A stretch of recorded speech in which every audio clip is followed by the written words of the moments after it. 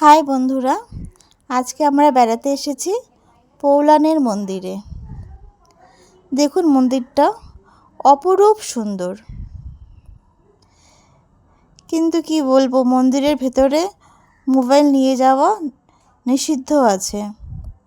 তাই আমি আপনাদেরকে বাইরে থেকেই মন্দিরটা দর্শন করাচ্ছি।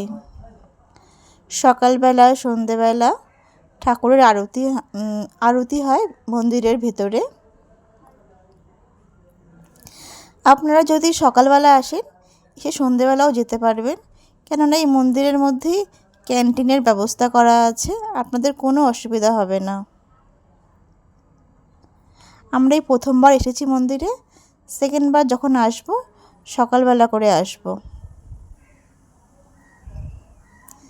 আমার এই ছোট্ট ব্লগটি আপনাদের কীরকম লাগলো অবশ্যই একটা কমেন্ট করে দেবেন, সাবস্ক্রাইব করে দেবেন, লাইক করতে ভুলবেন না। ধন্যবাদ।